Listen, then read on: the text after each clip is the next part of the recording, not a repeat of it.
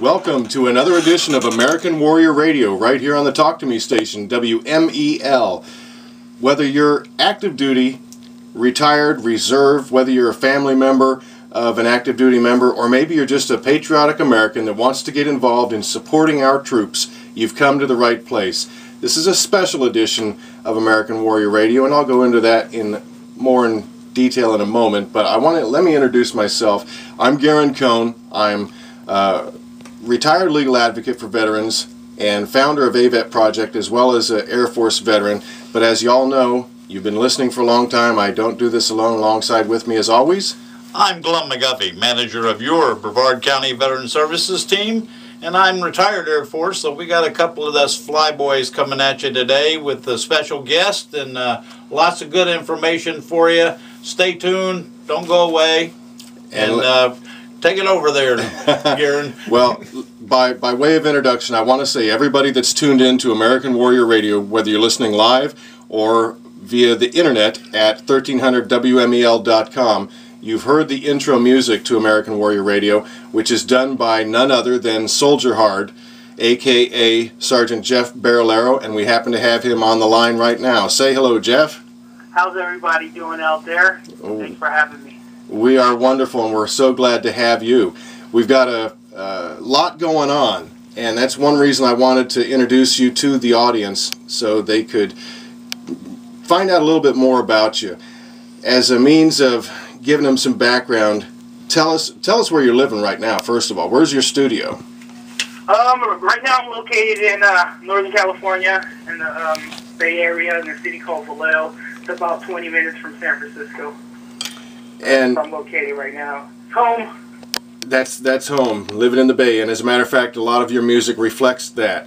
But you did some unique things. I mean, how would you describe your music? I know you're in the hip-hop genre, but as you're aware, and as a lot of folks that traveled or went around and watched you as we went throughout the Space Coast last Veterans Day, and you performed at several venues, you were universally well received, regardless of the age of the veteran.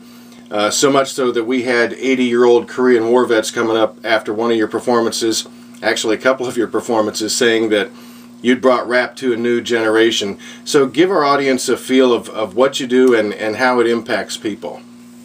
Yeah, just like you said, I create music. Yes, my genre is in the hip-hop area, but my music is unique, I like to say, because the topics that I chose is not being heard today within the hip-hop community. And I figure I did my time, did my service to our in the armed forces. I love hip-hop, so why not combine them too? And then come to find out, it was a lot of people grabbed onto it, so I stuck with that, and Well, as you heard, knew that we needed a voice, and we got stories to tell, so I decided to step up to the plate, and all my music I create is for the troops. It's all for the troops and the people that stand right behind them. well, as you heard, Glenn is a retired Air Force man himself.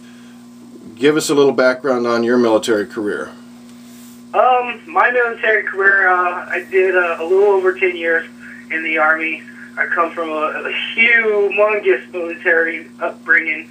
I got 4 uncles that retired in the Air Force. My grandfather retired in the Air Force. I have an uncle that's currently in the Army. Another uncle retired in the Army. So I pretty much grew up knowing what I was going to do. So if you knew the 12-year-old me and asked me what was I going to be, I would have told you I was going to be in the Army. So yeah, that's pretty much my background. I got 3 deployments under my belt. Yeah, and then I use my experience and the experience of the troops around me, and just put it onto in a musical form and send it out to the world. Yeah, that's great, Jeff. This is Glenn. What was your MOS while you were on active duty? Oh, my MOS was a 19 kilos in the big bad armored M1A1, M1A2 tank, and Abrams tank. Yeah, that was my job. I loved it. Yeah, you do a lot of damage with those things, right? Oh yeah. That was like, if I'm stressed out, I go to work and play on the big beast tank, and I'm feeling good. And while you were deployed on one of your deployments to Iraq, while everybody else was out playing basketball or lifting weights in the little bit of free time they did have, you did something different. Oh, yes, definitely. I recorded. I written and recorded in my little AO room that I converted into a little studio. And anybody who was looking for me knew where I was. You know, they're like, "Where's Sgt Barillaro at?" He's probably recording. Yeah, that was pretty much what was going on. You know, so if anybody needed to find me, they knew I was recording any time I was off. What's the name of the... I did. I brought my laptop, my recording equipment, took it on the road, and made music. What's the name of the CD you put out while you were deployed? It's called The Deployment. It's called The Deployment, recorded live from Iraq. And, you know, 90% of the songs that released on that album was recorded out in Iraq. I did a total of 32 songs while I was out there, and it was just a process of elimination. So some of the songs that I did while I was deployed didn't even make it on the CD. But yeah, it was called The Deployment, recorded live from Iraq. You know, I got to tell you, it was my escape. You know, there were times where I totally forgot that I was in Iraq. I'd stop recording and I'd get reminded, oh wow, I'm in Iraq. Yeah. And your music really reflects that. You know, I've had to put several press releases together for various venues you performed at, and I've kind of described your ambitions as reflective of modern-day soldiering and patriotism, because that really does, your message is centered around how our troops are being treated both in theater and when they get home. And give me some other ideas, because you've got some videos out there. As a matter of fact, you shot a music video while you were here. Tell us a little bit about that. Yes. While I was out in the Space Coast, we recorded a video called "Can I Live Again," and it's a remix to one of my songs that's on my new album that I just released, Soldier of the Bay.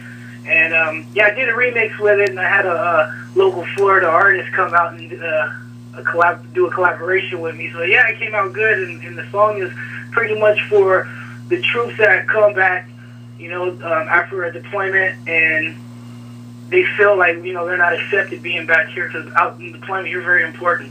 You got people looking up to you, but you come over here, you come back home, and it's like, feels like you're like a nobody, and then you're haunted by stuff that you experienced. So that's why I called it a song. You know, I called the song "Can I Live Again?" Yeah. Because yes, we're living, and when we come back, we're living, but are we really alive? You get what I'm saying? So. Oh yeah, I get that.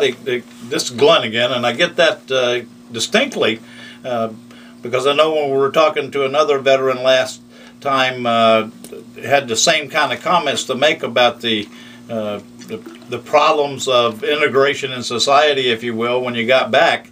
And I was wondering, have you had opportunity, or have you interfaced with any friends who've had an opportunity to seek care from the VA, and what can you tell me about that experience?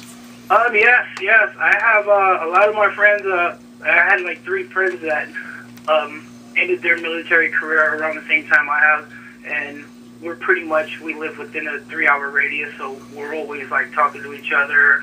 We're always communicating. Yeah, they're doing the same thing. It's crazy how when we get out, we seek help, but when we're not in, we're not seeking help.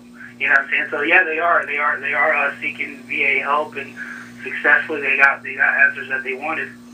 Well, that's excellent. I'm glad to hear that, because if the rumor gets out there the other way around, then people won't seek help like you and your friends have, and that's a great thing. And you know, we tried to make the point on the previous live interview we had with Shane that it's you know, the system's there and it will work. People just have to seek it out, and a lot of times, I know what you were saying, you made a distinction between when you're over there and you don't seek help, and you will seek help when you get back, and that's what I hope, that people will seek help, because understand there's a whole big difference between the warrior mentality and when you're in the hot zone, and then get out and the whole world changes suddenly overnight. Definitely. One thing that I did learn, and it's I did learn the hard way, is, you know, it's becoming a trend to where when someone's coming out, they're seeking help. Because when you're in, I'm speaking up for an experience in an armor unit, all males, and everyone got all this testosterone going. You go and seek help, they're gonna look down at you as you're a wimp. You know, like you can't hack it. So that's pretty much what goes around while you're in. But then when you get out, you realize I needed help before. How come I didn't do it? You know what I'm saying? And by the time you're out, it's already too late. You know what I'm saying? You betcha. With, I'm not saying that by the time you get out and you seek help, it's too late already, but I'm just saying is we need to start getting help whenever we know that, even while we're in active duty or not. You know what I'm saying? Excellent message for all our listeners. I couldn't have said it better myself. And that is important. That's one thing that we stress on American Warrior Radio is there's resources, but a person has to be informed of them, that they're available, and then they have to make the conscious choice to engage and to get help. And success stories like Shane's and yours and others, as we develop them and as you get the attention that you need, I think it's important that we share that with the rest of the audience, because maybe there isn't a military member that is needing that right now, but there may be a family member, and this information can be passed along, which is part of our mission here at AWR.